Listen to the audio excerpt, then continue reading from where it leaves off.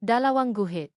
Dalawang malinaw, hindi mapagkakamaliang guhit na kulay rosas ang dahan-dahang lumitaw sa maliit na bintana na plastik na hawak niya.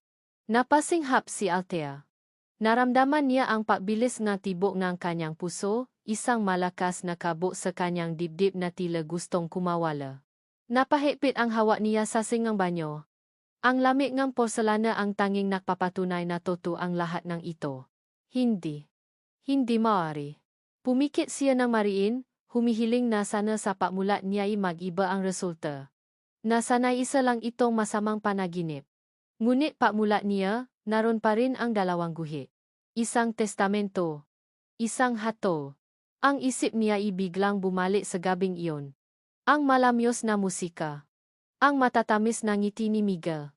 Ang init ng magbraso nito na nakapulupot sa kanyang baywang habang sila'y nagsasaya. Si Miguel Alcazar. Ang gwapo, matalino, at tila perpektong anak ng may-ari ng kumpanyang pinatatrabahuhan niya. Ang lalaking matagal na niyang pinapangarap ng palihim. "You're beautiful, Tia," bulong nito sa kanya noon, ang hininga nito ay amoy mamahaling alak, sapat na para mainitan ang kanyang tainga at buong katawan. Isang ngiti ang sumilay sa kanyang malabi kaninang umaga lang, habang inaalala ang lahat. Pagkagising niya, ang unang pumasok sa isip niya ay ang mukha ni Miguel. Ang pakiramdam ng ngalabi nito sa kanya. Ang gabing iyon sa birthday party ni Miguel ang pinakamasayang gabi sa buong buhay niya. Isang gabi na nagbigay sa kanya ng paasa. Isang paasa na baka, sa wakas, may patutunguhan ang nararamdaman niya. Bumangon siya mula sa kama na may kakaibang sigla. Pakiramdam niya ay kaya niyang harapin ang lahat. Nahanda siya para pumasok sa trabaho, ang bawat galaw ay may kasamang ngiti. Sa opisina, abala ang lahat, gaya ng dati. Si Thea, bilang isa sa mga pinakamahuhusay na executive assistant sa Alcazar Group of Companies, ay sanay na sa ganitong kapaligiran. Ngunit ngayon, tila lumilipad ang kanyang isip. Nahuhuli niya ang sariling nakatiti sa pintong opisina ni Miguel, umaasang masisilayan man lang ito. "Huy, Thea! Tulala ka na naman diyan," puna ni Sandra, ang katabi niyang tsubika. "Ini-imagine mo na naman si Sir Miguel, ano?" Bahagya siyang namula. "Hindi may iniisip lang akong report." Report. "Baka wedding report ang nasa isip mo, biro pa nito." Ngumiti lang si Thea. Hindi niya inamin, pero sa kaibuturan ng kanyang puso, iyon nga ang pangarap niya. Pero kalagitnaan ngang umaga, isang kakaibang pakiramdam ang biglang dumaloy sa kanyang katawan. Nagsimula ito sa isang bahagyang pagkahilo, na sinundan ng biglang pag-akyat ng asido sa kanyang lalamunan. Napahawa siya sa kanyang bibig, pakiramdam niya ay masusuka siya anumang oras. "Okay ka lang, Thea?" tanong ni Sandra, na may pag-alala sa boses. Mabilis siyang tumayo at tumakbo papasok sa ladies' room. Doon, sa loob ng isang cubicle, inilabas niya ang lahat. Nanginginis siyang sumandal sa pada, ang nui pinakpapawisan ng malami. "Ano nangyayari sa akin? Baka sa kinain ko lang kagabi." Pero may isang maliit na boses sa likod ng kanyang isipan. Isang boses na nagpapaalala sa kanya. Ang gabing iyon. Ang pag-isa nila ni Miguel. Pagbalik niya sa kanyang desk. Nakatingin pa rin sa kanya si Sandra na may nanunuksong ngiti. "Sabi ko na sa'yo, Thea, baka buntis ka na." Napailing na lang si Thea, pilit tinatawanan ang biro ngang katrabaho.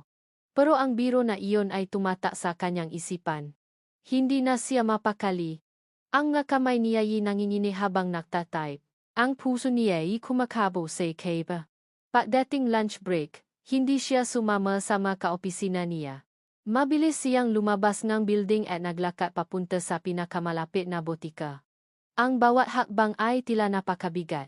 "Miss, pabili po," sabi niya sa parmasyutiko, alos pabulong. "Ano yon, ma'am?" Huminga siya ng malalim. "Pregnancy test." Yung pinaka-accurate sana. Binigyan siyang babay ng isang kahon. "Try niyo po ito, ma'am. 99.9% accurate." Hindi siya nakuntento. "Tatlo. Bigyan niyo po ako na tatlo." At ngayon, heto siya. Nakatayo sa harap ng salamin sa banyo ng kanyang maliit na apartment, hawa ang resulta ng unang test. 2 guhit. Nanginginit niyang binuksan ang pangalawang kahon. Sinunod niya ulit ang instructions. Naghintay. Ang ilang minuto ay parang isang oras. At nang lumabas ang resulta, para siyang binuhusan ng malamig na tubig. 2 guhit ulit. Napaupo siya sa takip ng inidoro. Hindi na niya kaya. Ayaw na niyang malaman. Pero kailangan niya ng kasiguraduhan. Kailangan niyang itaboy ang lahat ng pagdududa.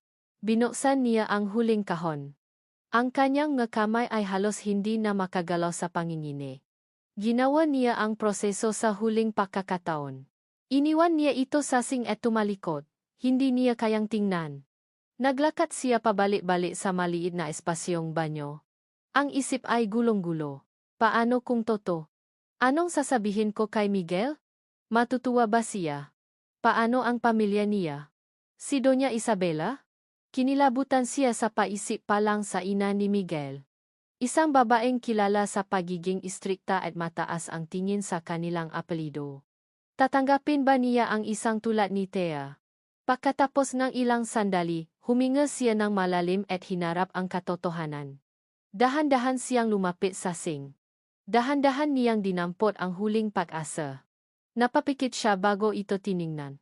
Dahan-dahan niyang iminulat ang kanyang mga mata. 2 guhit. Napabitaw siya sa hawak niya. Bumagsak ito sa sahig na may kasamang kalansing. Napaupo si Thea sa malamig na tiles. Nawalan ng lakas.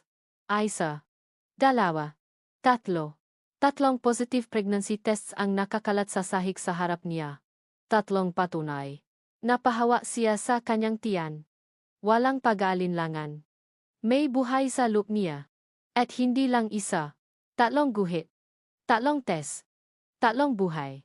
3 anak ni Miguel Alcazar. Buong magdamag, hindi napakali si Thea. Ang nga resulta ng 3 pregnancy test ay tila nakatata sa kanyang isipan, paulit-ulit na naglalaro na parang sirang plaka. Ngunit sa pagitan ng takot at paalala, may isang damdaming nangingibabaw. Ang pangangailangang makausap si Miguel. Siya ang ama. Karapatan niyang malaman. At sa kaibuturan ng puso ni Thea, umasa siyang matutuwa ito. Umasa siyang ang gabing iyon ay may kahulugan din para sa kanya, tulad ng kahulugan nito para sa kanya. Kinaumagahan, pilit niyang pinatatak ang kanyang loop. Habang naghahanda para pumasok sa trabaho, paulit-ulit niyang inensayo sa kanyang isipan ang sasabihin. Miguel, may kailangan kang malaman. Miguel, magiging tatay ka na. Miguel, buntis ako. Bawat bersyon ay tila mali, tila kulang. Paano mo nga ba sasabihin sa isang tao ang isang balitang magpapabago sa buhay ninyong dalawa magpakailanman? Pagdating sa opisina, ang unang ginawa niya ay tingnan kung nakapasok na si Miguel. Nakasara ang pinto ng opisina nito. Huminga siya ng malalim at tinawagan ang kanyang local number. Ang sekretarya ni Miguel ang sumagot. Office of Mr. Alcazar, good morning. Grace, si Thea ito. Pwede ko bang makausap si Sir Miguel?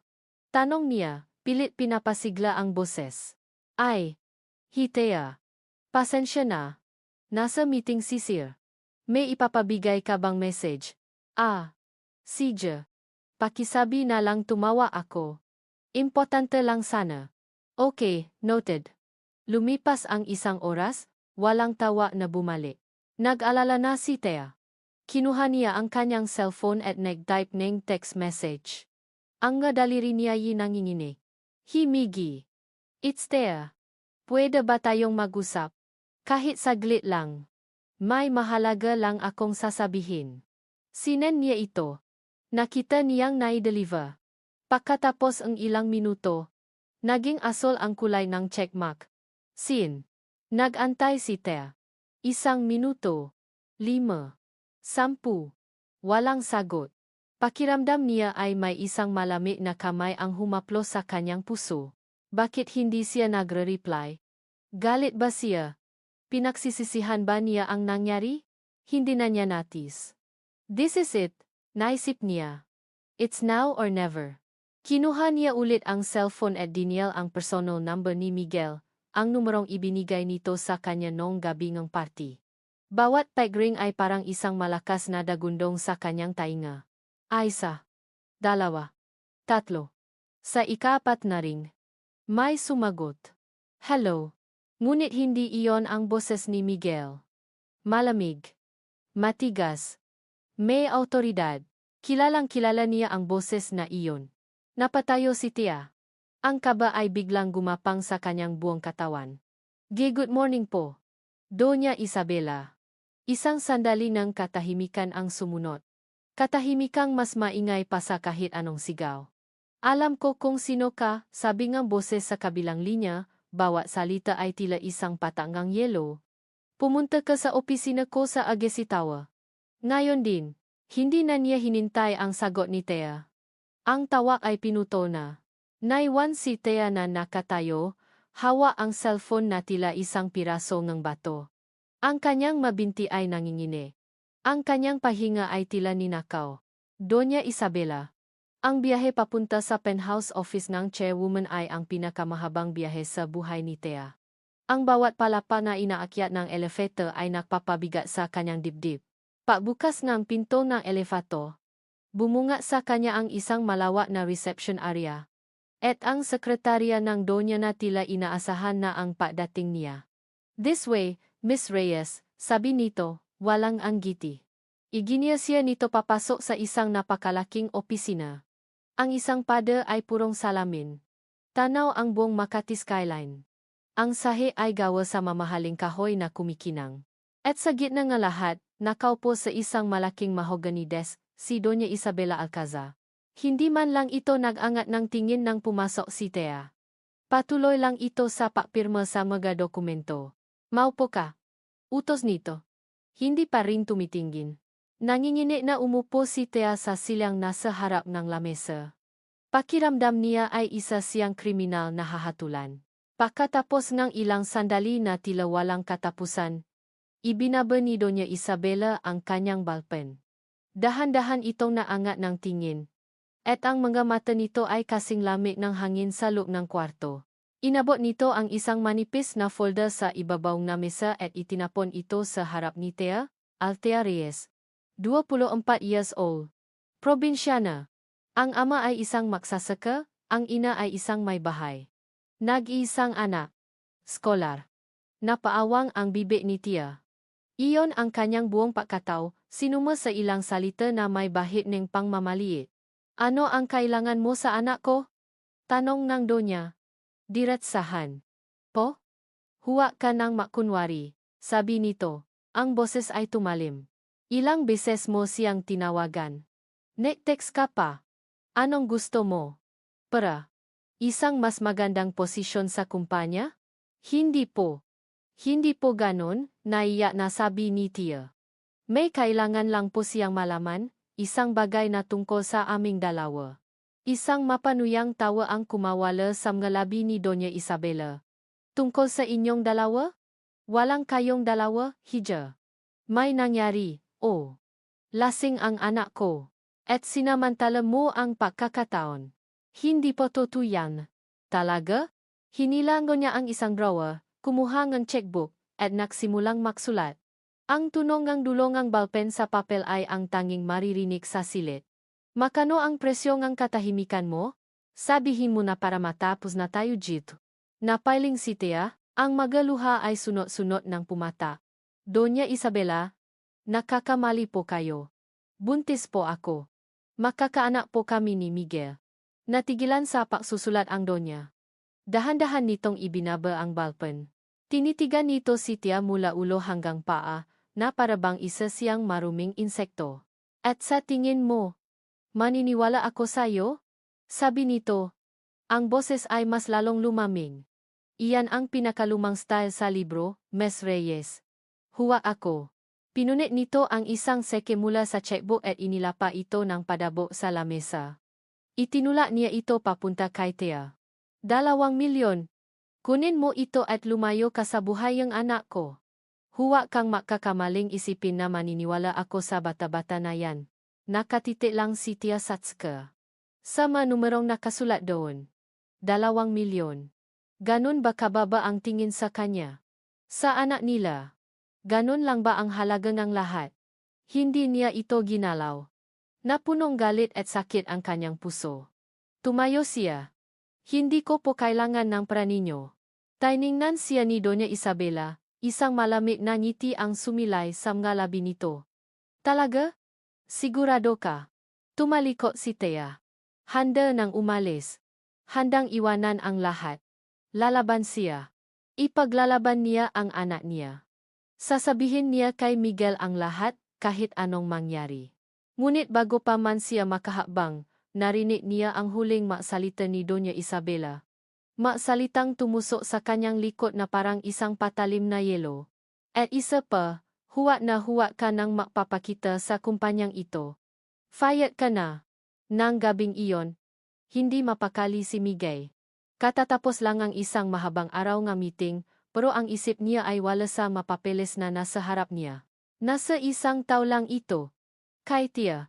Isang ngiti ang sumilay sa kanyang ngalabi habang inaalala niya ang birthday party niya. Ang paraan ng pagtawa ni Tia, ang kislap sa mga mata nito. Kinuha niya ang kanyang cellphone, umaasang may text mula rito. At naroon na. Isang missed call at isang mensahe. Himigi. It's Tia. Pwede ba tayong mag-usap? Kahit saglit lang. May mahalaga lang akong sasabihin. Napangiti siya. Tatawagan na sana niya ito nang biglang bumukas ang pintong kanyang study. Pumasok ang kanyang ina, si Doña Isabela, na may dalang isang baso ng brandy. Miguel. Anak. Sabi nito sa isang malumanay na boses na bihirang marinig ni Miguel. Mukhang pagod na pagod ka. Medyo lang po, ma, sagot niya, ibinaba ang cellphone. Okay lang po ako. Umupo si Doña Isabela sa silyang katapat niya. Tinitigan siya nito nang may kakaibang lungkot sa mga mata. Pinuntahan ako kanina ng babaeng iyon. Nang, Thea. Biglang kumabo ang dibdib ni Miguel. Si Thea? Bakit daw po? Huminga ng malalim ang kanyang ina? Na para bang naghahanda itong sabihin ang isang napakasakit na balita. Anak, alam kong may nangyari sa inyo noong gabi ngang kaarawan mo. At alam kong bilang isang lalaki, mayroon kang makapangangailangan, pero kailangan mong maingat sa mga babaeng kinakasama mo. Ano pong ibig niyong sabihin, ma?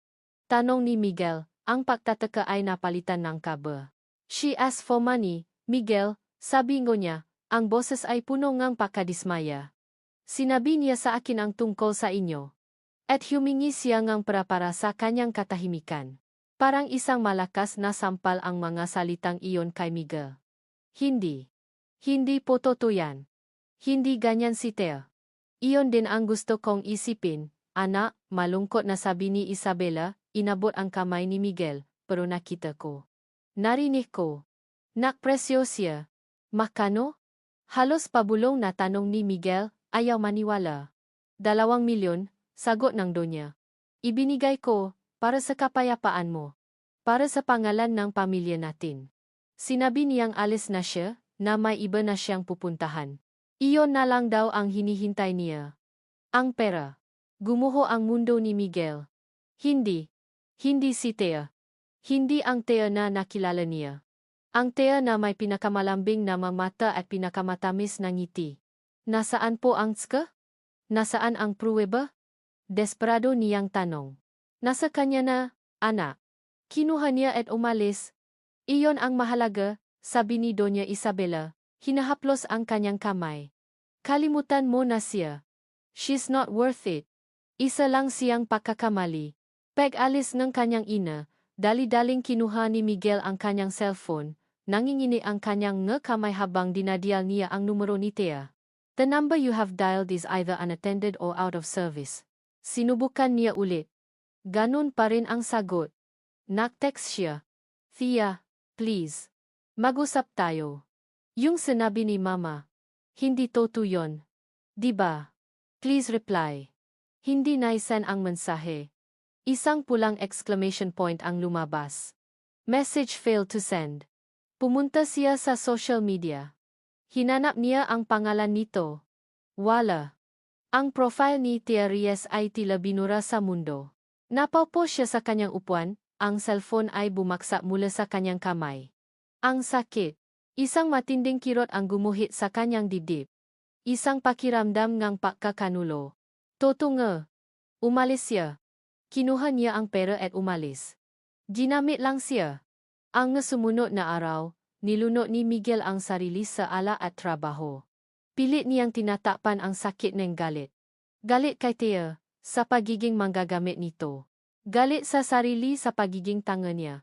Ang malambot at mapangarapin na si Miguel Alcazar ay unti-unting namatay at mula sa abo nito, isang bagong tao ang isinilang.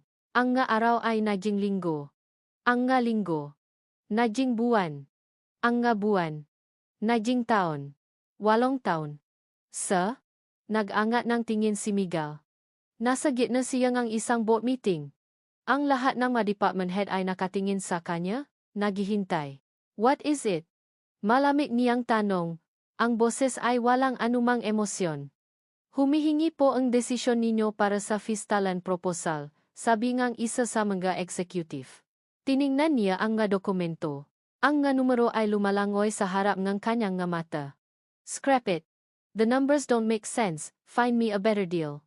Meeting adjourned. Tumayo siya, hindi pinapansin ang mga nagulat na mukha ng kanyang mga tauhan. Naglakad siya papunta sa malaking bintana ng kanyang opisina, tanaw ang buong siyudad. CEO na siya ngayon. Ang tagapamana ng Alcazar Group of Companies.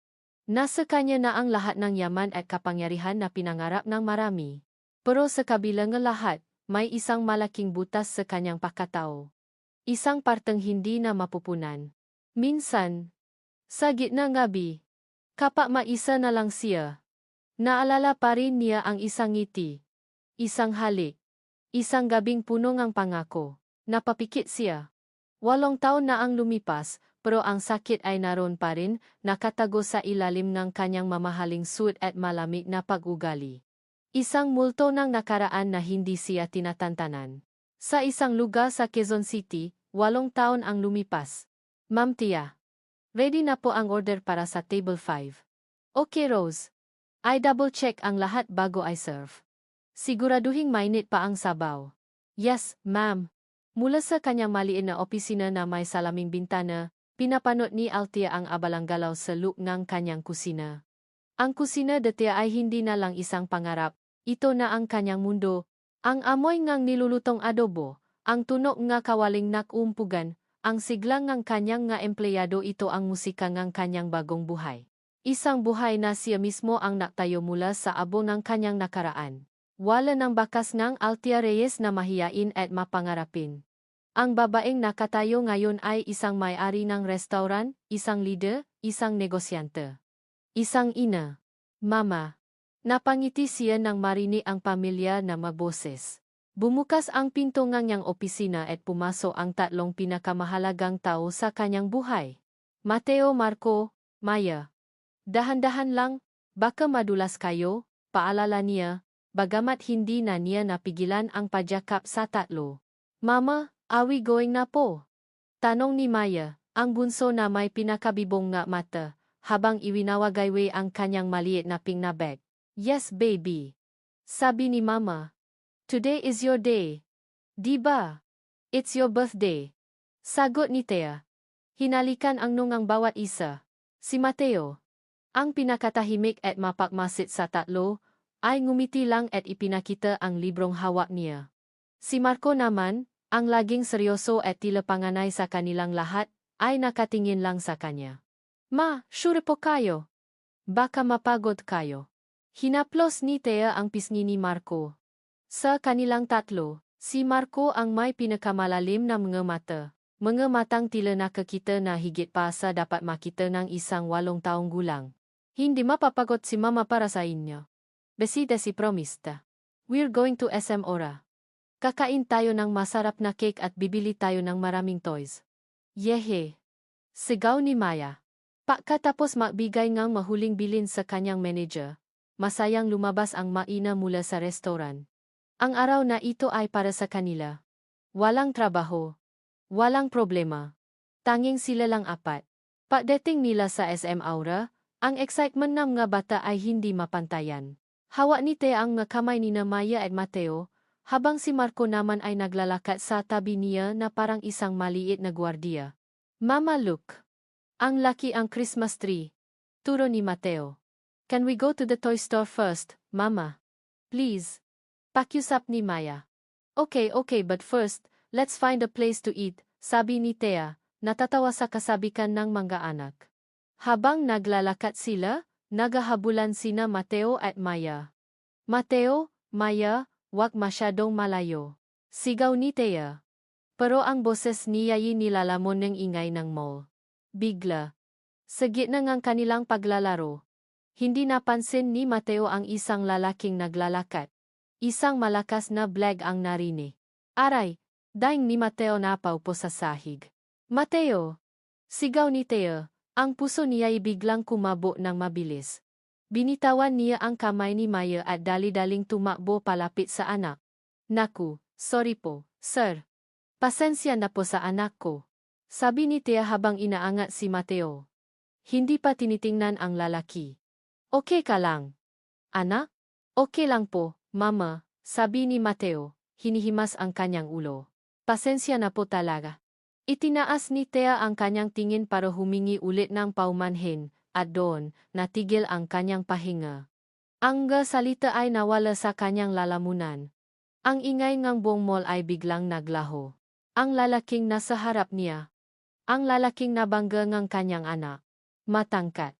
Nakasuot ng isang mamahaling polo shirt. Ang pamilya ng mata. Ang panga na tila lalong tumata. Ang buhok na bahagyang magulo. 8 taon. 8 taon na ang lumipas, pero kilalang kilala pa rin niya ang mukhang iyon. Miguel. Bulong niya. Halos hindi marinig. Nainis na tumingin si Miguel sa kanyang relo. Isang oras na siyang naghihintay sa business associate niya na laging late.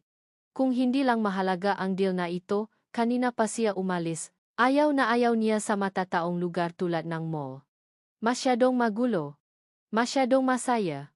Naglalakad siya papunta sa isang coffee shop nang bigla, may isang maliit na bagay na bumangga sa kanyang binti. Are! Napatingin siya sa ibaba. Isang batang lalaki ang napaupo sa sahig.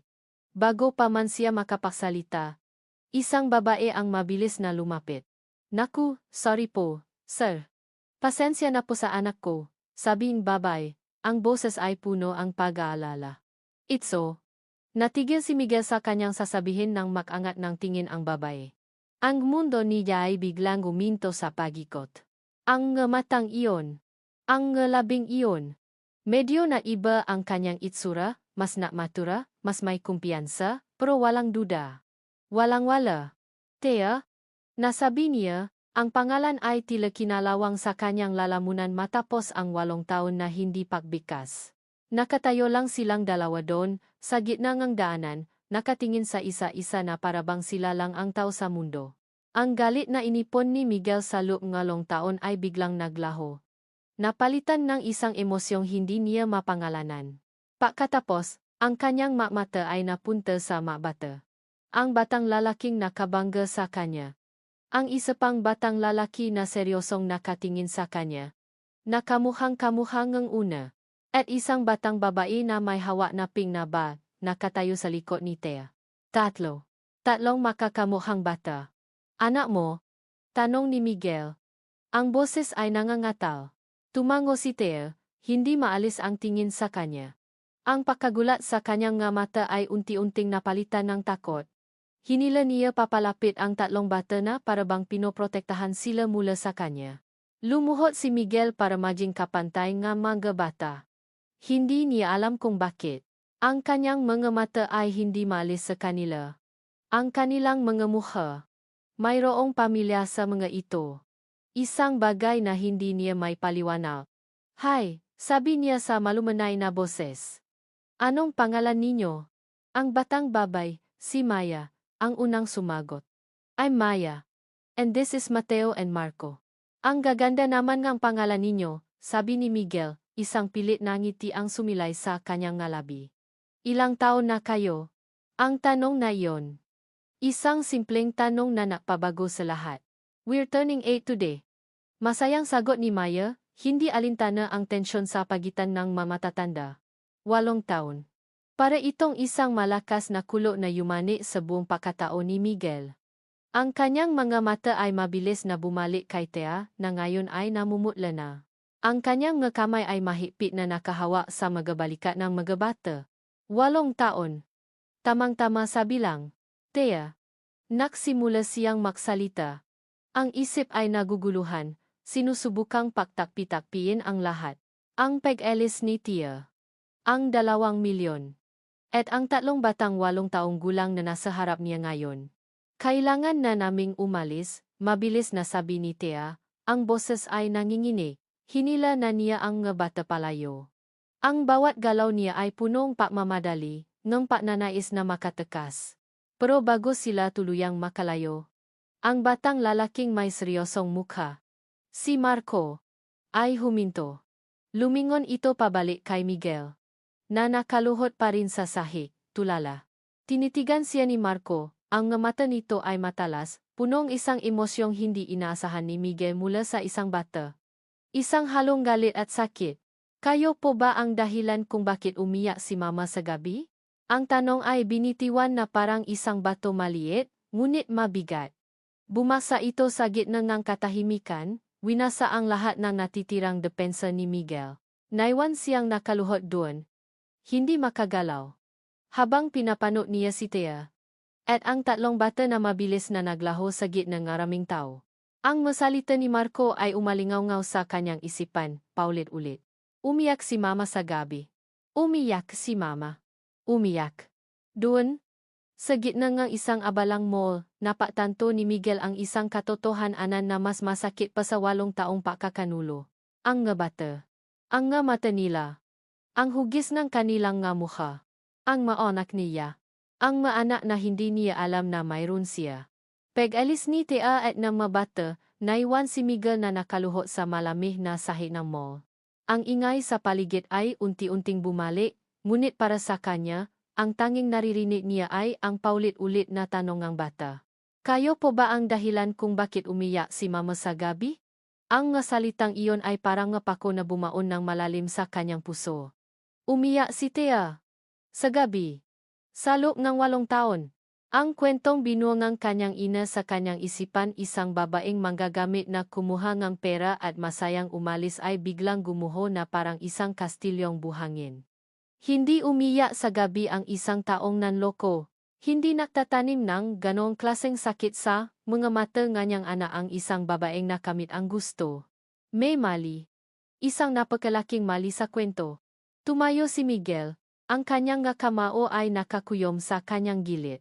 Ang pagkalito na naramdaman niya kanina ay napalitan ng isang matinding determinasyon.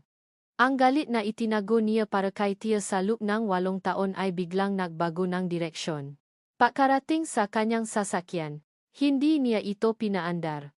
Kinuha niya ang kanyang cellphone at naghanap sa kanyang nga kontak. Hindi isang kaibigan. Hindi isang kasamahan sa trabaho. Isang pangalan na minsan lang niya kinailangan noon para sa isang background check sa negosyo. Santos, sagot ng boses sa kabilang linya. Santos, si Miguel Alcazar ito, sabi ni Miguel, ang kanyang boses ay matigas at walang emosyon. May kailangan akong ipahanap sa iyo. Isang babae. Althea Reyes. Gusto kong malaman ang lahat. Saan siya nakatira, ano ang ginagawa niya sa buhay, at lahat ng nangyari sa kanya sa loob ng nakalipas na 8 taon. I want the report on my desk in 24 hours. Price is not an issue. Pagkatapos ng tawa, umuwi siya sa mansyon ng mga Alcazar. Dinatnan niya ang kanyang ina sa sala, nagbabasa ng isang libro. Miguel. Anak. Maaga ka yata. Sabi nito. Nag-angat ng tingin. Hindi siya umupo. Nanatili siyang nakatayo, tinititigan ang kanyang ina. Ma, may itatanong lang po ako. Ano yon? Naalala niyo pa po ba yung babae? Yung. Si Thea. Biglang nakbago ang anyo ni Doña Isabela. Ang malumanay na ngiti ay napalitan ng isang matigas na linya. Bakit mo naman naitanong? Matagal na yon. Isang masamang alaala na dapat nang kalimutan. Nakita ko po siya kanina. Natigilan ang Donya. At ano ngayon? Sana naman ay hindi mo na siya kinausap. She's a nobody, Miguel. A ghost from the past. May magkakasama siyang bata, sabi ni Miguel, pinakmamasdan ang bawat reaksyon sa mukha ng kanyang ina. Oh, sabi ni Doña Isabela, ipinakpatuloy ang pagbabasa na parabang walang narinig. Good for her. Siguro ay nahanap na niya ang susunod niyang bibiktimahin. Ang lamig ng salita ng kanyang ina ay hindi na tumalab kay Miguel. Sa halip, narinig niya ang isang bagay na iba-isang pilit na pagwawalang bahala. Isang pagtatanggol na masyadong mabilis, masyadong matindi. Sigurado po ba kayo sa kwento ninyo, ma? Nakumuha si NG para tumalis, tanong ni Miguel, ang boses ay may bayid na NG pagamon. Biglang isinara ni Doña Isabela ang kanyang libro ng may kalakasan. Tumayo ito at hinarap siya, ang nga mata ay nag-aapoy sa galit. Anong gusto mong palabasin, Miguel? Nanak, sinungaling ako. Pinoprotektahan lang kita. Iniligtas kita mula sa isang babaeng sisirain lang ang buhay mo at ang pangalan ng pamilyang ito. Tumingin siya sa mga matang ang kanyang ina. Hindi po yan ang tinatanong ko.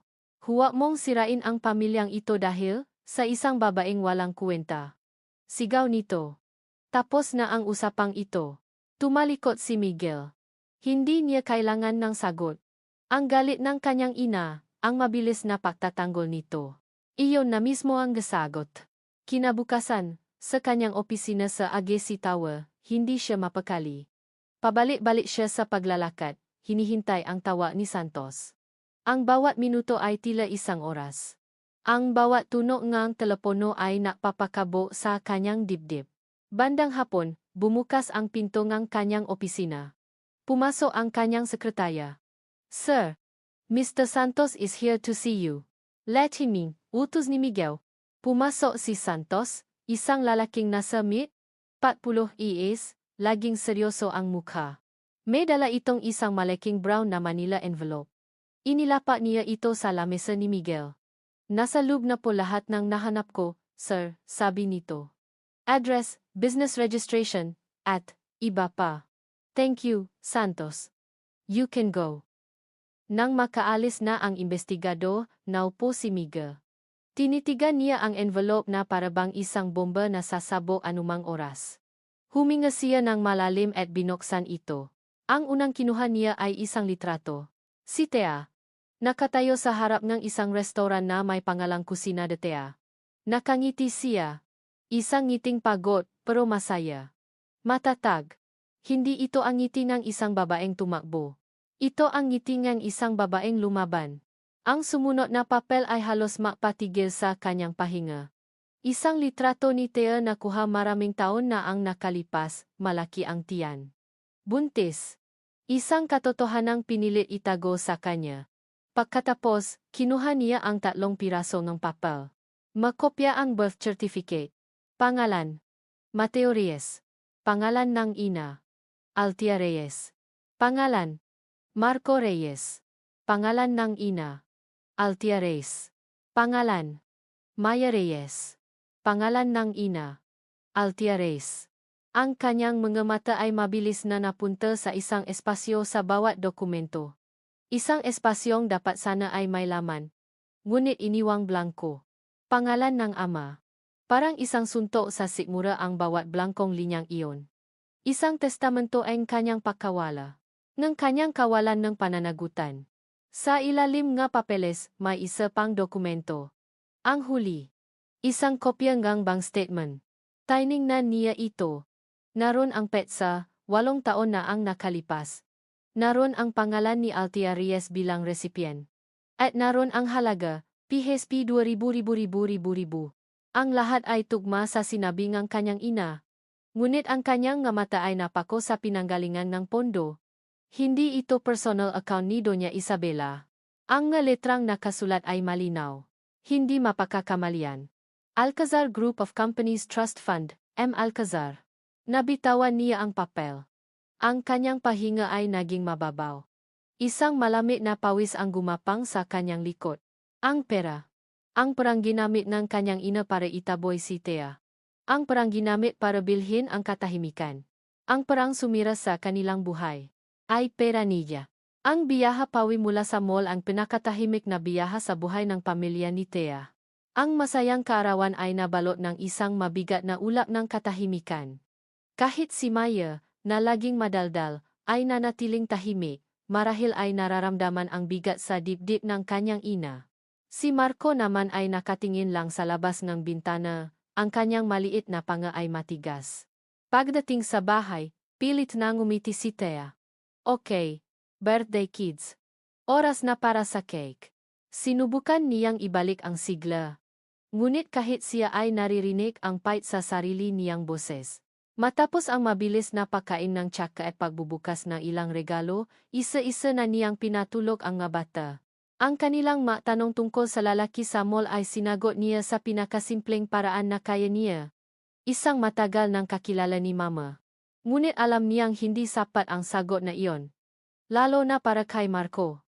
Nang mahimbing na ang tulog ng tatlo, naupo si Tia sa sala. Sa dilim, pinatay niya ang lahat ng ilaw. Doon lang niya hinayaang bumaksa ang kanyang ngabalikat. Doon lang niya hinayaang tumulo ang manuhang kanina pa niya pinipigilan. Bumalik siya. Ang multo ng nakaraan na akala niya ay nailibing na niya ng malalim ay muling napakita. At ang pinakamasakit sa lahat, nakita pa itong kanyang nga anak. Nanginginig niyang kinuha ang kanyang cellphone. Gusto niyang maganap ng bagong tirahan. Gusto niyang tumakbo. Itago ulit ang kanyang mag-aanak. Pero saan? Hanggang kailan? Isang malakas na katok sa pinto ang pumunit sa katahimikan ng gabi.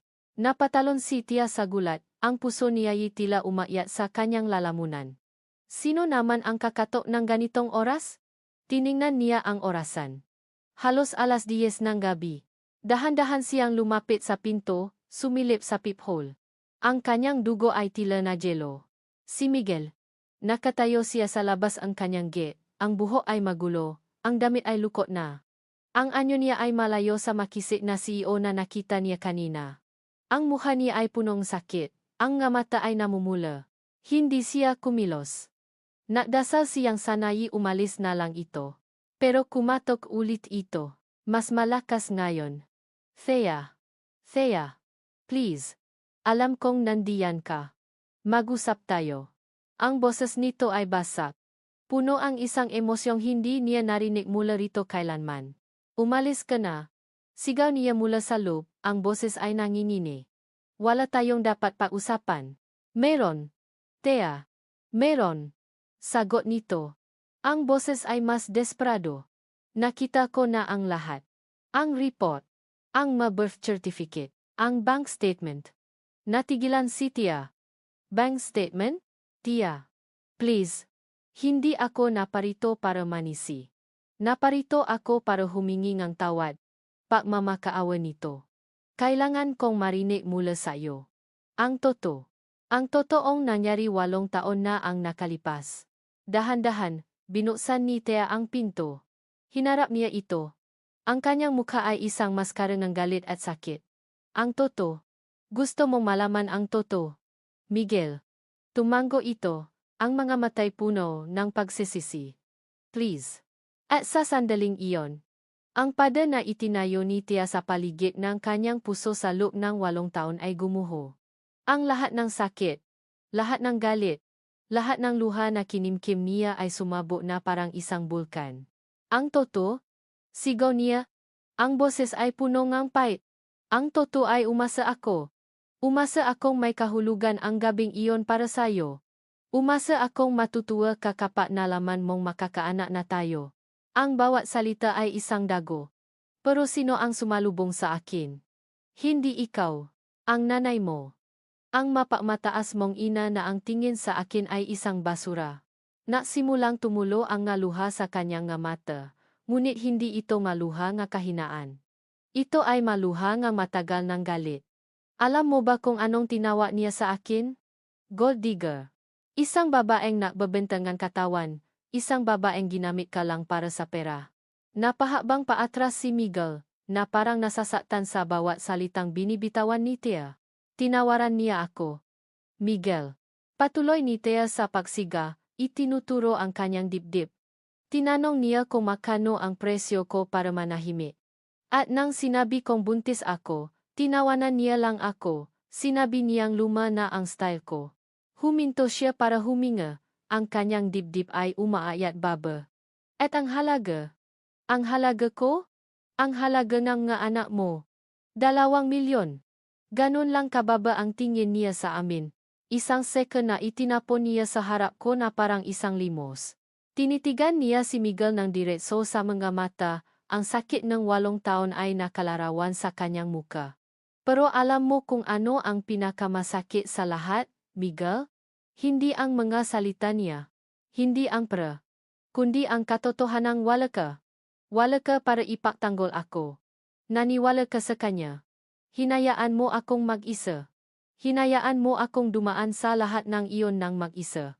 Hindi na niya napigilan ang pahagulgol. Napayuko siya. Ang kanyang nga balikat ay nangingini.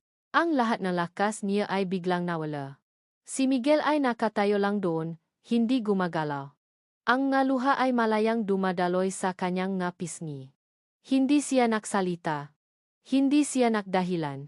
Tinanggap niya ang bawat salita, bawat patak ng galit, bawat piraso ng sakit na ibinato sa kanya ni Thea.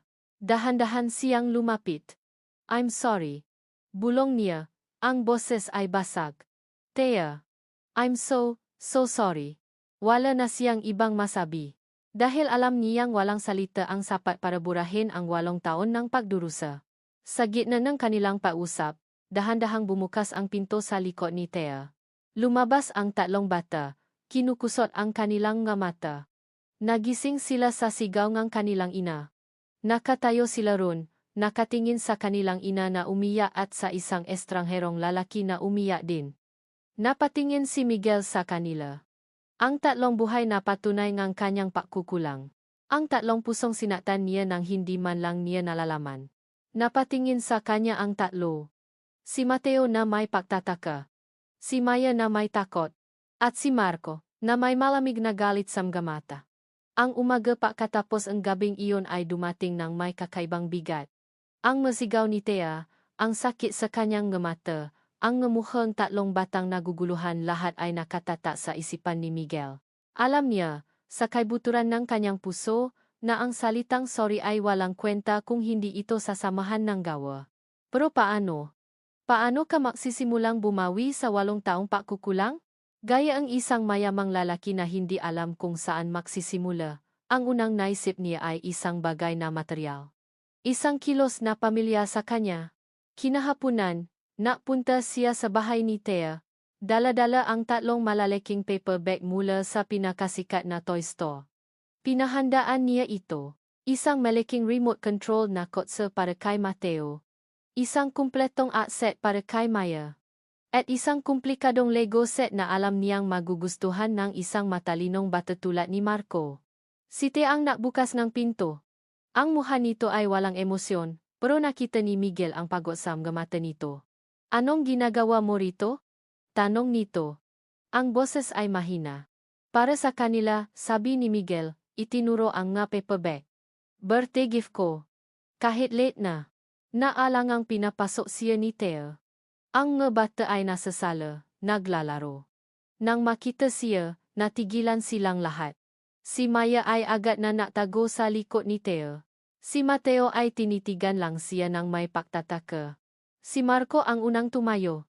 Para sa inyo to, sabi ni Miguel, inilapa ang mga paper bag sa sahi at dahan-dahang inilabas ang mga laruan. Si Maya ay bahagyang sumilip, ang mga matay ng laki sa ganda ng set.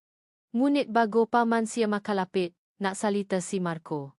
Hindi namin kailangan niyan, sabi nito, ang boses ay malamig at matigas, hindi akma sa isang 8 taong gulang. Napatingin si Miguel sa kanya. Marco. Hindi namin kailangan ng laruan, paggulit ni Marco, mas malakas ngayon. Tinitigan niya si Miguel ng diretso sa mata. Tatay ang wala kami. Ang salitang iyon ay tumama kay Miguel ng mas malakas pa kaysa sa mga sigaw ni Thea kagabi. Dahil galing ito sa isang bata. Isang batang nasaktan niya nang hindi niya namamalayan. Kinuha ni Marco ang kamay ni Maya at Mateo at hinila sila papasok sa kanilang kwarto. Iniwan si Miguel na nakatayo sa sala, napapaligiran ng mamahaling laruan na biglang nawalan ng halaga. Simula nun, binago ni Miguel ang kanyang diskarte. Naintindihan niya na hindi niya mabibili ang kanilang pagmamahal. Kailangan niya itong pahirapan. Hindi na siya nagdala ng regalo.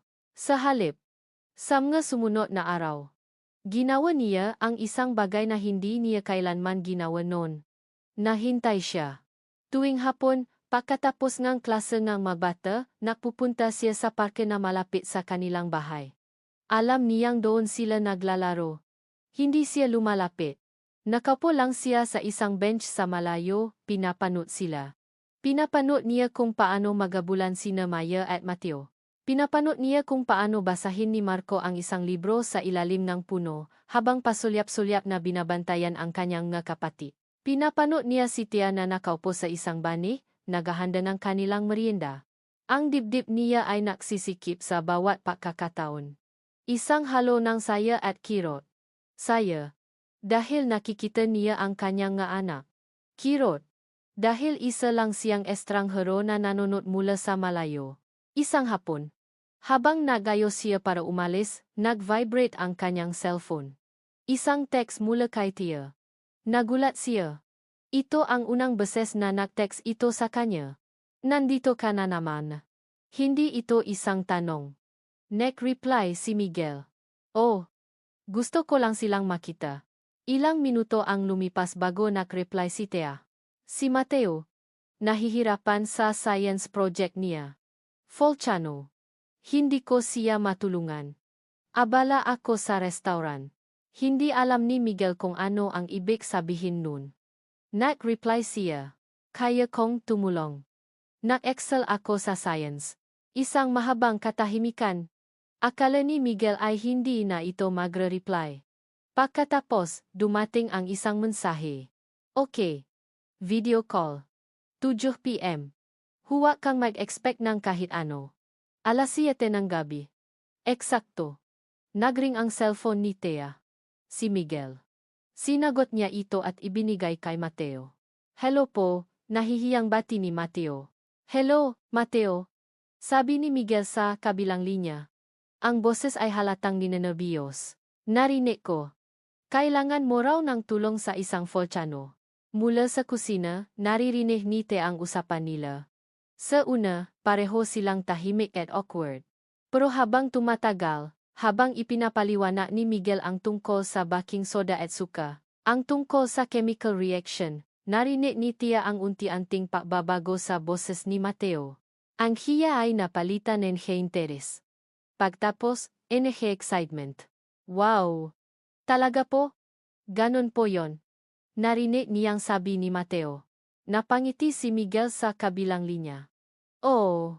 At kung lalagyan natin ng red food coloring, magmumukha na siyang totoong lafa. Wow! Ang galing! Sumilip si Tia mula sa kusina. Nakita niya ang kanyang anak na nakaupo sa harap ng cellphone, ang mga mata ay kumikinang sa tuwa habang nakikinig kay Miguel. Isang ngiti ang sumilay sa mga labi ni Mateo, isang ngiting matagal nang hindi nakikita ni Tia. Isang pamilya na kiro ang gumuhit sa puso ni Tia. Isang patatalo sa loob niya. Ang sakit na nakaraan laban sa kaligayahan ng kanyang anak sa kasalukuyan. Kinabukasan, maagang dumating si Miguel sa bahay nila, dala ang ilang materyales na kailangan para sa proyekto. Hindi na siya nagtagal. Inilapa lang niya ang nga ito at nagpaalam na. Habang naglalakad siya pabalik sa kanyang sasakyan, pakiramdam niya ay bigo pa rin siya. Oh! Nakausap niya si Mateo. Pero sina Marco at Maya, tila mas lalo lang lumayo sa kanya. Para siyang naglalakad sa isang pada na hindi niya kailanman majijiba. Nang malapit na sa gate, narinig niya ang isang maliit na boses sa likod niya. Teka lang po. Lumingon siya. Si Mateo, tumatakbo papalapit sa kanya. Naiwan niyo po ito. Sabi ni Mateo. Inaabot ang isang rolyo ng tapa. Kinuha ito ni Miguel. Salamat, Mateo. Tumango lang ang bata at tumalikod na para bumalik sa loop.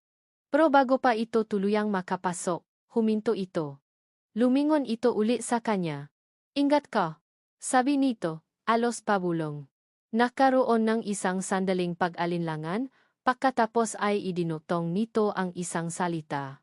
Isang salitang nakpayanig sa buong mundo ni Miguel. Papa. Ang salitang papa na binitiwan ni Mateo ay naiwan ng isang matamis na himik sa puso ni Thea. Sa loob ng ilang araw, sa kabilang ng takot at pag-alinlangan, isang maliit na binhi ng pag-asa ang nagsimulang tumubo sa loob niya. Nakikita niya ang pagbabago kay Miguel. Hindi na ito ang duwa na lalaking hinayaan siyang mag-isa. Ang Miguel ngayon ay matiyaga, maingat, puno ng pagsisisi at determinasyon. Ang nga simpleng text message nito na nangamusta sa mga bata, ang nga mabilis na pakdaan para lang maiwan ng paboritong tinapay ng mga bata sa lahat ay maliliit na hakbang na unti-unting napapalambot sa pada na itinayo niya. Baka may paasa pa. Baka possible palang buuin ang pamilyang matagal na niyang pinangarap. Isang abalang hapon sa kusina de Thea, habang abala siya sa pag-asikaso ng mga customer, isang itim na luxury car ang huminto sa tapat ng restauran. Bumukas ang pinto, at mula rito ay lumabas ang isang babaeng nakasuot ng eleganteng damit, protektado ng malalaking sunglasses. Natigilan si Thea. Kahit nakatalikot, kilala niya ang tindig na iyon. Ang tindig ng kapangyarihan. Ang tindig ng isang reyna. Si Doña Isabela Alcazar. Pumasok ito sa restoran na para bang pag-aari niya ang lugar. Ang mga customer ay napatingin. Ang mga staff ay natigilan. Ang masayang ingay ng kusina de Thea ay biglang napalitan ng isang mabigat na katahimikan. Nilapitan ni Thea ang Donya, pilit na pinatata ang kanyang boses at tindi. Doña Isabela, anong may paglilingkod ko sa inyo? Tinanggal ni Doña Isabela ang kanyang sunglasses at tiningnan si Thea mula ulo hanggang paa. Pagkatapos ay tiningnan nito ang buong paligid ng restoran, isang maliit at mapanuyang ngiti ang gumuhit sa mga labi nito. Maganda ang lugar na ito, Hija, sabi nito, ang boses ay malamig at puno ng pangmamaliit. Pinahirapan mo, hindi ba? Sayang naman kung mawawala lang ito sa isang iglap. Ano po ang ibig ninyong sabihin? Tanong ni Thea, ang kaba ay nagsisimula ng gumapang sa kanyang dibdib. Let's be direct. Sabi ng Donya. Ibinalik ang tingin kay Thea. Layuan mo ang anak ko. Wala po akong ginagawang masama. Talaga? Tumawa ng mahina ang Donya. Nakikita ko kung anong ginagawa mo, you're poisoning his mind against me. At nakikita kong bumabalik na naman ang kahinaan niya para sayo. At iyon, hindi ko papayagan. Humarap ito kay Thea, ang boses ay naging isang pabulong na banta. Makinig ka sa akin, Althea.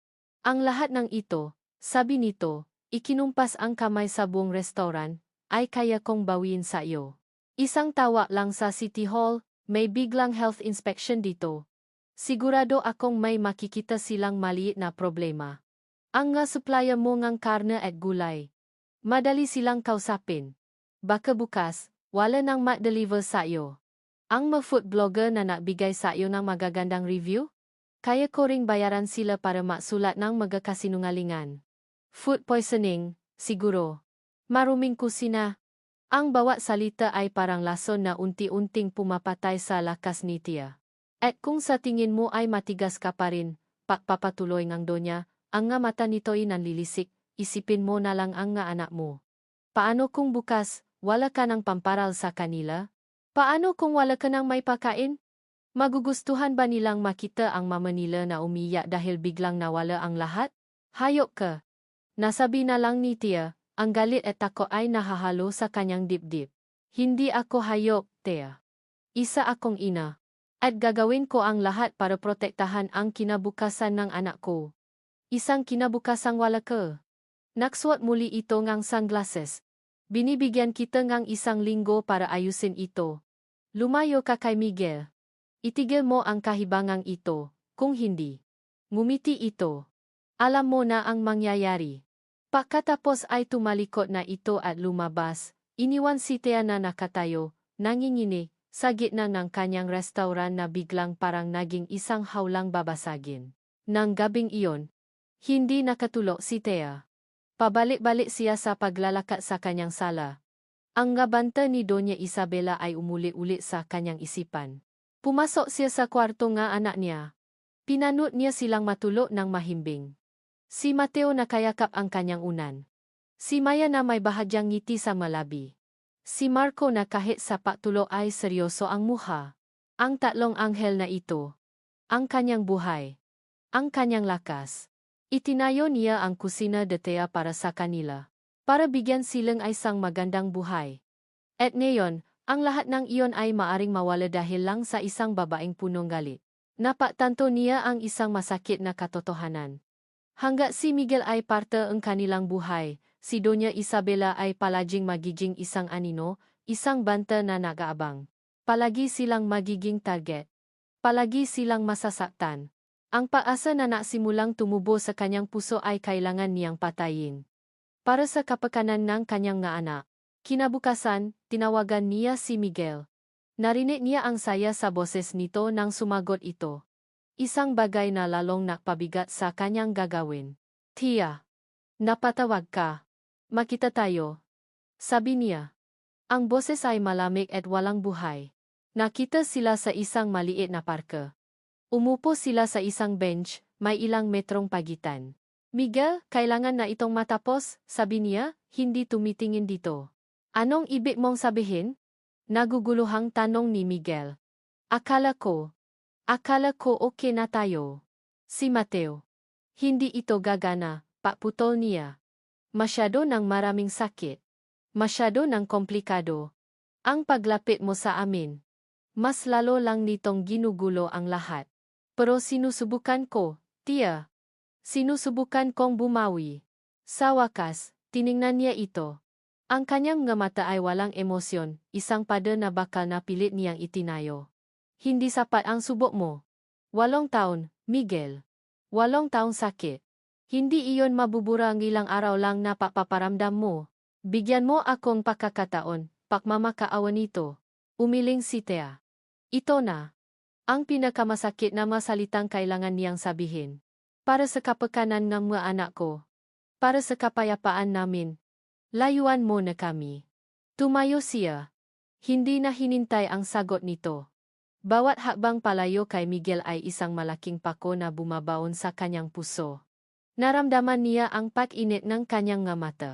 Isang butil nga luha ang pumata, sinundan ng isa pa. Nakpatuloy lang siya sa paglalakad, hindi lumilingon.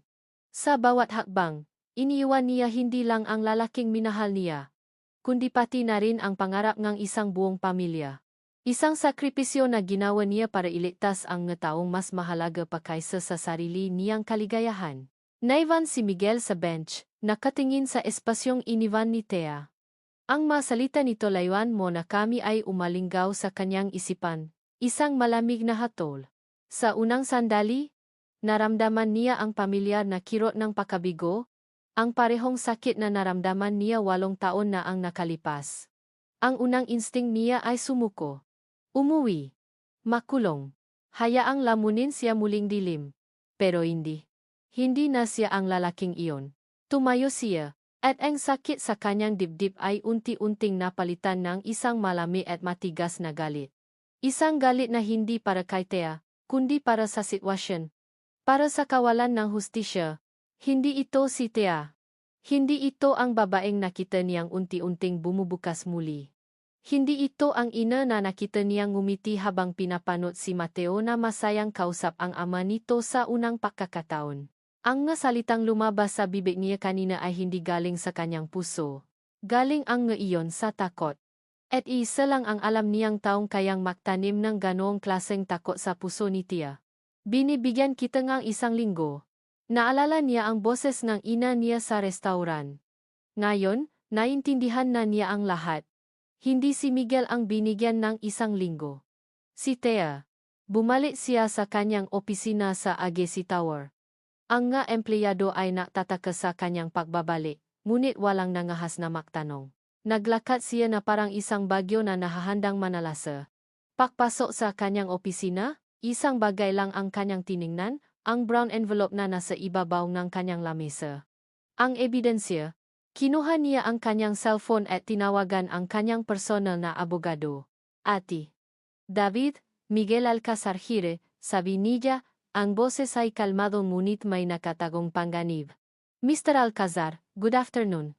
Anong may paglilingkod ko sa inyo? Kailangan ko en lahat ng dokumento tungkol sa trust fund ko. Specifically, a transaction made 8 years ago. Isang withdrawal na nakakahalagang 2 million pesos. Ay ready mo lahat. Gusto ko ring magpatawag ka ng isang emergency board meeting. Bukas, 10 a.m. sharp. Emergency board meeting, sir? May problema po ba? May ayusin lang tayo, sabi ni Miguel. Isang malaking problema. At gusto kong nandun lahat, lalo na ang chairwoman. Pagkababang ang telepono, naupo siya. Tinitigan niya ang skyline ng Makati mula sa kanyang bintana. Sa loob ng 8 taon, ang kapangyarihan ng kanyang ina ang nadikta sa takbo ng buhay niya. Ang kasinungalingan nito ang humubo sa kanyang sakit. Ang impluensa nito ang naalis sa kanya ang pagkakataong maging isang ama. Ngayon, ang kapangyarihan ding iyon ang tatapusin niya.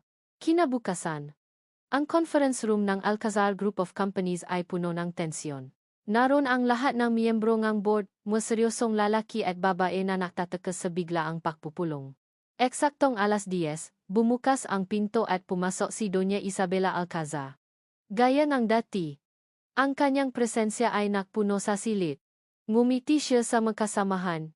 Isang ngiti nga isang reyna na kampante sa kanyang trono. Naupo siya sa dulong mahabang lamesa. Sa upuan ng isang chairwoman. Tiningnan niya si Miguel, na nakaupo sa kabilang dulo. Miguel, anak. I heard you called for this meeting. May biglan bang problema sa kumpanya? Ngumiti ng bahagya si Miguel, isang ngiting hindi umabot sa kanyang nga mata. Meron po, ma. Isang problema na matagal nang dapat inayos. Tumayo si Miguel, ang kanyang tindi ay nabago. Hindi na ito ang anak na laging napapasakop. Ang nakatayo ngayon ay ang CEO ng kumpanya. Good morning everyone, simula niya. Ang kanyang boses ay umalingaw-ngaw sa tahimik na silid. Ipinatawa ko ang pulong na ito dahil may natuklasan akong isang financial irregularity. Isang seryosong bagay na may kinalaman sa integridad ng kumpanyang ito. Nakatinginan ang mga miyembro ng board. Si Doña Isabela ay bahagyang kumunot ang no. Ipinakita ni Miguel sa malaking screen ang isang dokumento. This is my trust fund, established by my late father. As you know, hindi ito maaring galawin hanggat hindi ako umaabot sa edad na 30.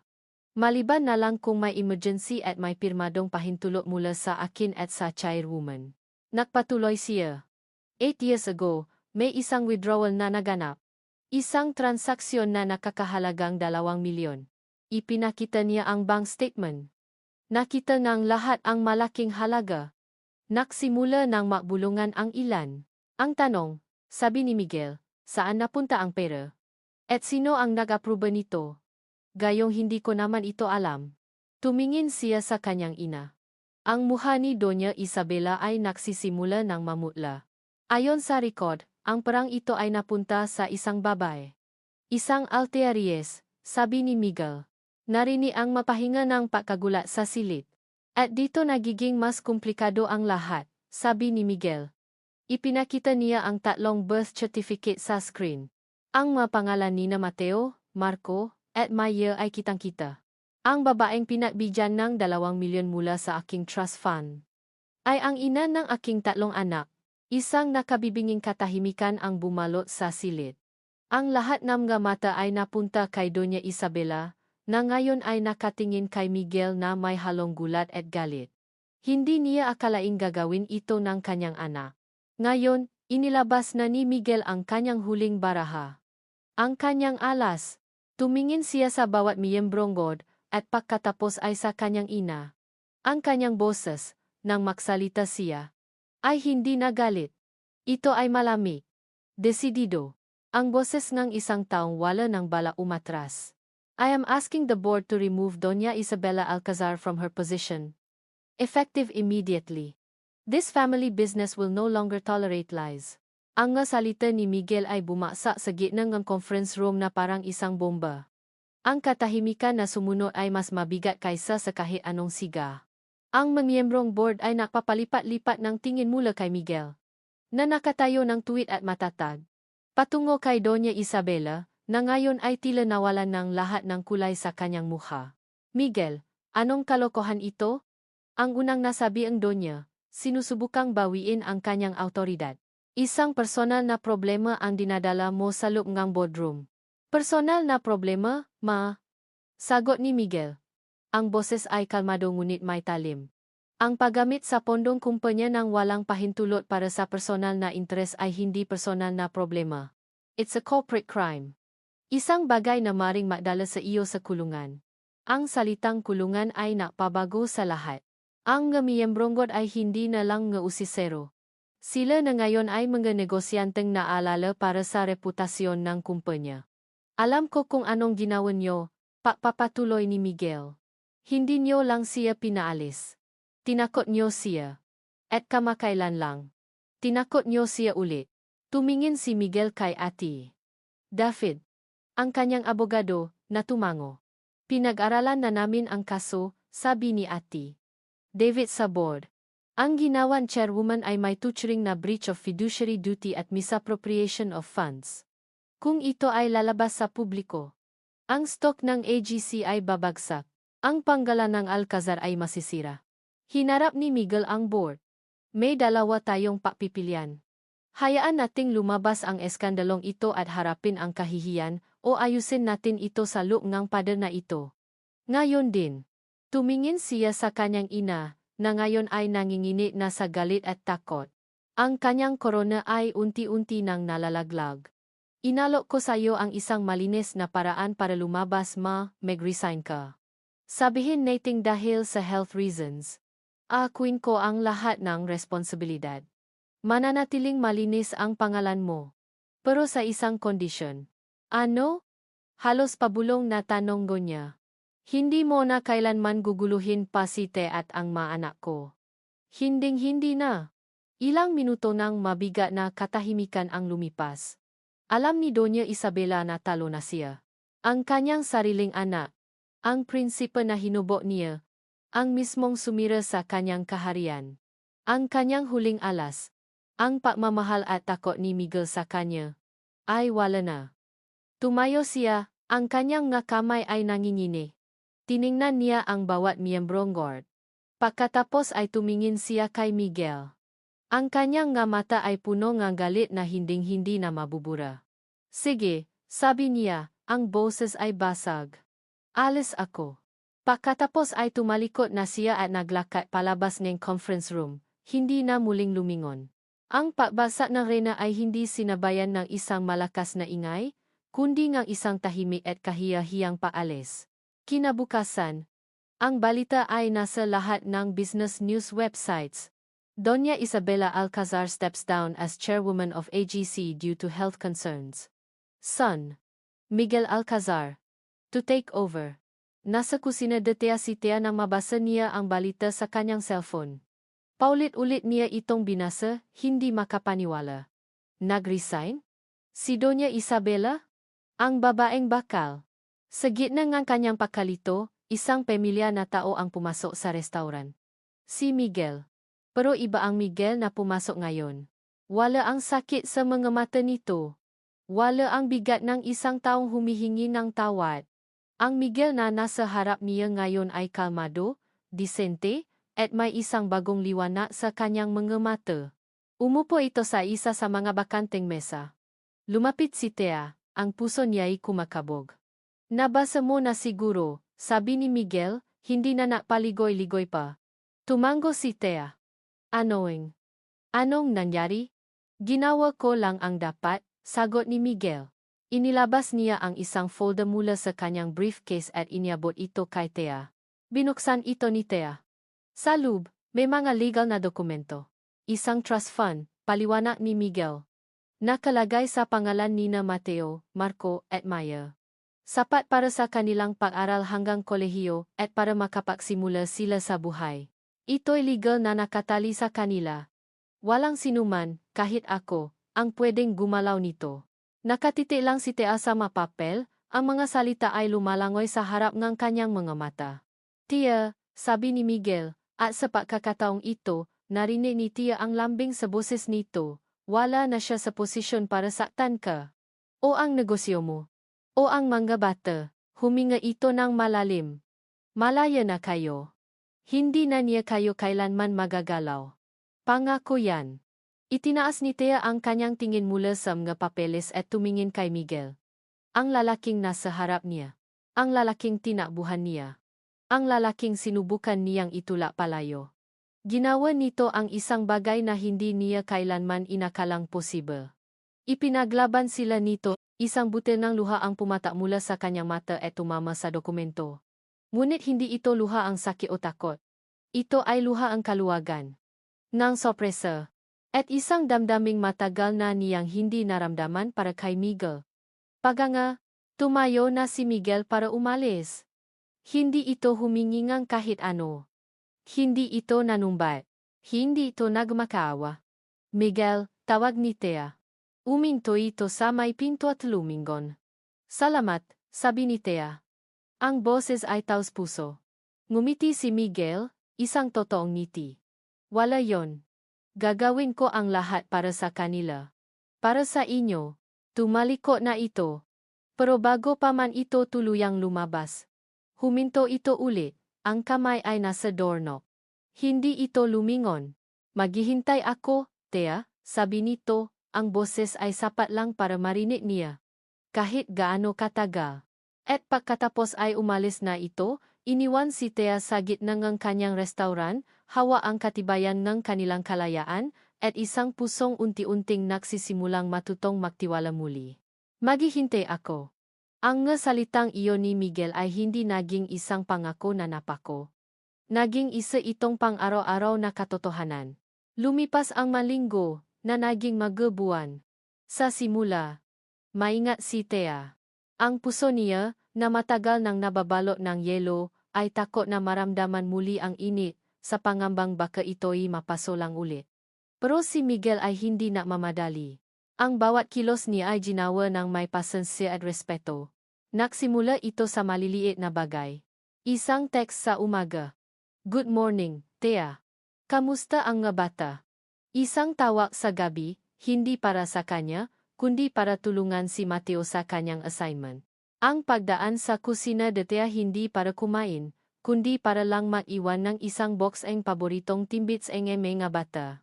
Unti-unti, ang nga malilit na bagay na iyon ay nasimulang maging malaki. Isang Sabado ng hapon, habang pinapanood ni Thea ang nga anak na naglalaro sa parke, dumating si Miguel.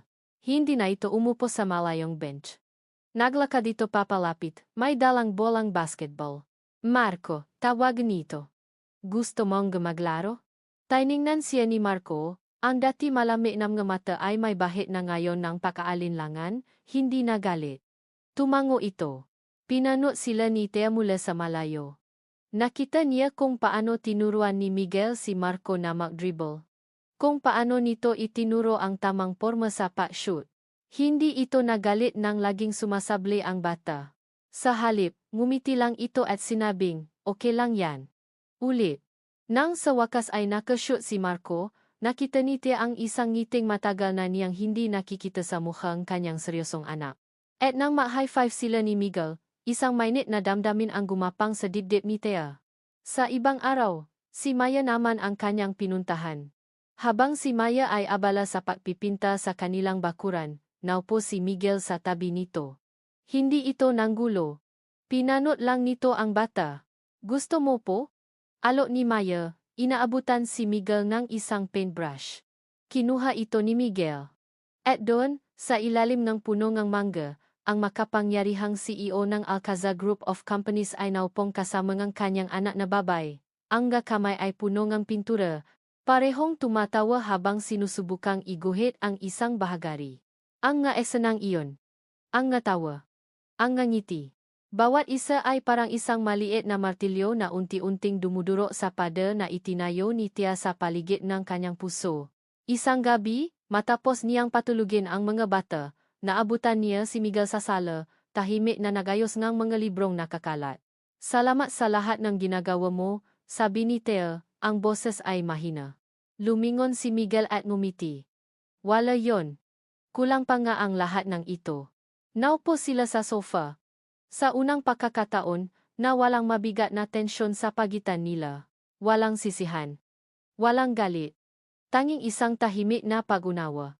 Hindi ko nakilala yung lalaki nun, Thea, paamin ni Miguel, nakatingin sa kanyang makamay. Yung duwag. Yung mahina. Araw-araw, kinahihiya ko siya. Pareho tayong nakbago, Miguel, sagot ni Thea. Ang buhay, pinatatak ako. Pinilit akong maging matatak. At hinahangaan kita dahil doon, sabi ni Miguel, tinitingnan siya ng diretso sa mata. Ikaw ang pinakamatapang na taong kilala ko. Sa sandaling iyon, naramdaman ni Thea ang isang bagay na matagal na niyang kinalimutan. Isang bagay na pamilya, ngunit bago. Isang kili. Hindi ang kili ang isang batang babae na humahanga sa malayo, kundi ang kili ang isang babae na nakakakita sa isang lalaking napatunayan na ang kanyang halaga. Ang pinakamalaking pagbabago ay nangyari sa isang ordinaryong linggo. Nag-aya si Miguel na mag-dinner sila. Hindi sa labas. Siya daw ang magluluto. Sa kusina ni Thea. Ang dating CEO na sanay mag-utos ay abala sa paghihiwa ng bawang at sibuyas. Si Thea ang tiga-tikim. Ang nga bata ang tiga-tulong at tiga-gulo. Sa unang pagkakataon, ang kanilang maliit na bahay ay napuno ng ingay at tawanan ng isang buong pamilya. Habang kumakain sila sa hapag-kainan, pinanot ni Thea ang eksena. Si Miguel na sinusubuan si Maya. Si Mateo na masayang nakukwento tungkol sa bago niyang natutunan sa science. At si Marco, na nakikipag-agawan na huling pirasong manok kay Miguel. Isang normal na pamilya. Ang pangarap na binitiwan niya 8 taon na ang nakalipas ay nasa harap na niya ngayon, nabubuo ng dahan-dahan. Nang gabing iyon, na mahimbing na ang tulog ng tatlo, lumabas sila ni Miguel sa maliit na hardin sa likod bahay. Ang hangin ay malamig, at ang tanging ilaw ay mula sa buwan. Tumayo sila roon. Makatabi. Tahimik. Thea, basag ni Miguel sa katahimikan. Humarap ito sa kanya, at sa dilim, nakita ni Thea ang kaba sa mata nito. Ang parehong kaba na nakikita niya, sa mga batang nanliligaw. Alam kong marami na tayong pinagdaanan, simula nito. At alam kong hindi mabubura ng ilang buwan ang 8 taon ng sakit, pero umaasa ako. Huminga ito ng malalim, tila kumukuha ng lakas ng loob. Hinawakan nito ang kanyang kamay. Ang init ng palat nito ay nakpadala ng kuryente sa buong katawan ni Thea. Tia, hayaan mo akong ipakita sa iyo na karapat-dapat ako. Hayaan mo akong gawin ng tama ang lahat sa pagkakataong ito. Tinitigan niya ito sa mga mata, ang puso niya ay malakas na kumakabo. Pwede akong manligaw ulit? Ang tanong ni Miguel ay hindi nasagot ng isang simpleng o. Ang sagot ni Thea ay nasa ngiti niya sa umaga, samgatasa nga pa na inihahanda niya para kay Miguel, sa paraan ngang pahawa niya sa kamay nito kapag tumatawid sila sa daan. Ang panliligaw ni Miguel ay hindi na tungkol sa mabulala at isokolata. Ito ay tungkol sa pag-ayos ng sirang gripo, sa pag-attend ng nga parent-teacher meeting, sa panonood ng nga movie sa bahay na yakap-yakap ang tatlong bata sa pagitan nila. Isang taon ng dahan-dahang pagilom, ngang pagtitiwala, at ng muling pagbuo. Ang araw na iyon ay espesyal. Hindi dahil anibersaryo ito ngahit ano, kundi dahil ito ang ika-10 kaarawan ng triplets. 8 taon mula nang una silang makita ni Miguel. 2 taon mula nang muli silang makita. At 1 taon mula nang masimula silang buuin ulit ang kanilang pamilya. Ang maliit na bahay ni Tia ay puno ang buhay. Ang nga lobo ay nakasabit sa lahat ng dako. Ang amoy ang spaghetti at fried chicken mula sa kusina de Tia ay nangingibaba. Ang makaibakiagan at kaklase nina Mateo, Marco, at Maya ay nakalat, naglalaro at nagtatawanan. Sa gitna ng lahat, nakatayo sina Miguel at Tia, makatabi, pinapanot ang magulong selebrasyon. Sino mag-aakalang abot tayo dito? Sabi ni Tia, nakasandal ang ulo sa balikat ni Miguel. Ako, sagot ni Miguel, hinipitan ang yakap sa baywang ni Tia. Mula noong araw na nakita kita ulit, alam kong gagawin ko ang lahat para makarating dito. Natapos ang party. Ang nga bisita ay naksiuwian na. Ang tatlong bata, pagod ngunit masaya, ay nakatulog sa sofa, napapaligiran ang MAJ bagong laruan at balat ang kandi. Oras na para linisin ang kalat, sabi ni Tia, akmang pupulutin ang nga paper plate. Mamaya na yan, sabi ni Miguel, hinawakan ang kanyang kamay. May gusto akong puntahan natin. Naktaka men, sumama si Tia. Dinala siya ni Miguel hindi sa isang mamahaling restaurant o isang magandang tanawin.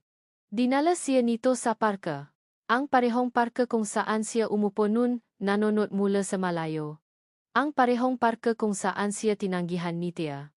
Umupo sila sa bench kung saan minsan ay umupo si Tia, pinapanood ang kanyang mag-aanak, Maisa. Dito, simula ni Miguel. Ang boses ay seryoso.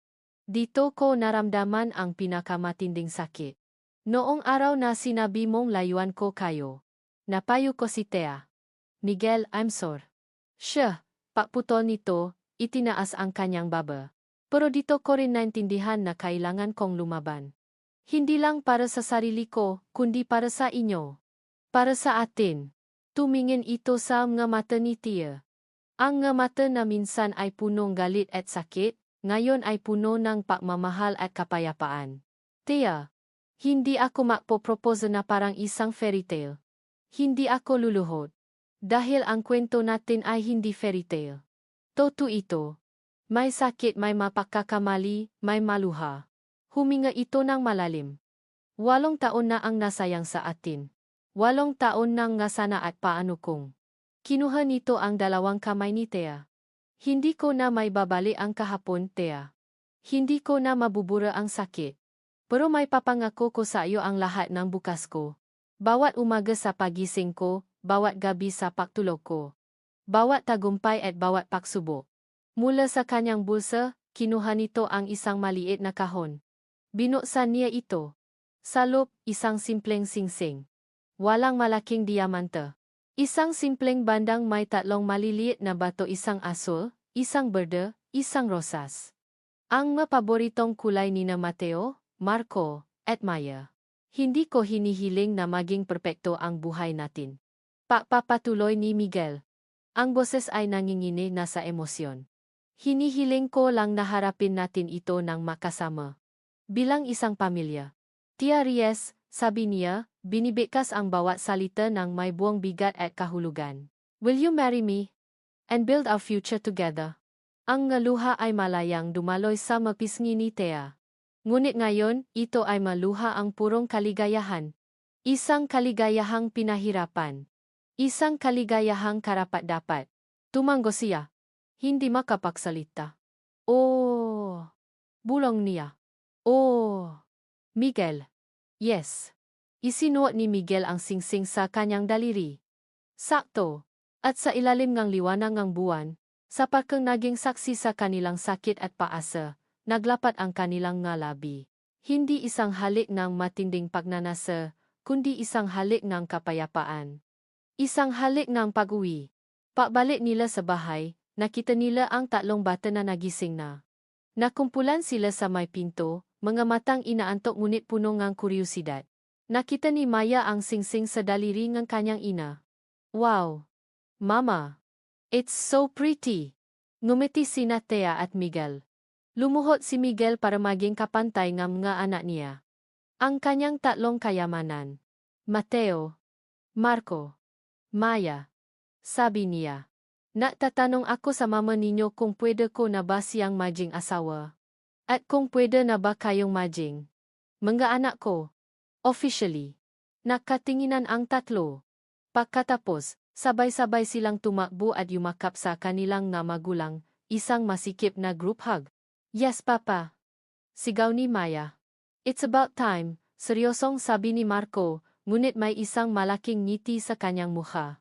Si Mateo ay tumingin lang kay Miguel at Tea, at sa kanyang nga mata, naroon ang lahat ng pagmamahal at kaligayahang matagal niyang hinintay. Sa huling eksena, nakatayo sina Miguel at Tea sa may bintana, makayakap, pinapanood ang 3 bata na naglalaro sa sala, nag-agawan sa bagong singsing ng kanilang ina. Hindi sila isang perpektong pamilya. Sila ay isang pamilyang sinubok ngang panahon, sinira ngang kasinungalingan, ngunit muling binuo ngang pagpapatawad, pasensya, at isang pag-ibig na napatunayang mas matatak kaysa sa kahit anong sakit. Sila ay pamilya. At sa wakas, sila ay buo. At dito nagtatapos ang kwento ng muling nabuong pamilya ni Thea at Miguel. Mula sa kaibuturan ng aking puso, maraming salamat sa inyo. Sa bawat isa sa inyo na sinamahan kami sa paglalakbay na ito, mula sa unang patak ng luha ni Thea hanggang sa huling ngiti ng kanilang pamilya, taos puso akong napapasalamat. Ang pagsulat sa kwento ni Thea at Miguel ay naging isang rollercoaster din ng emosyon para sa akin. Naramdaman ko ang bawat sakit na kanyang tiniis, at ang bawat bigat ng pagsisisi na kanyang pinasan. Ito ay isang paalala na ang tunay na pag-ibig ay hindi tungkol sa paghahanap ng isang perpektong tao, kundi tungkol sa pagilong ng masugat ng makasama. Na ang pagpapatawad, lalo na sa sarili, ay ang unang hakbang patungo sa tunay na kaligayahan. At higit sa lahat, ito ay kwento ng pag-asa na kahit sa pinakamadilim na kabanata ng ating buhay, palaging may espasyo para sa isang muling pagsisimula. Ngayon, gusto naman naming marinig ang inyong boses. Ano ang pinakapaborito ninyong eksena? Aling linya ang pinakatumata sa inyong puso? Ibahagi ninyo sa amin ang inyong masalobin sa comment section sa ibaba. Muli, maraming salamat sa inyong pagmamahal at suporta. Hanggang sa ating susunod na kwento. Pusang muling umibig.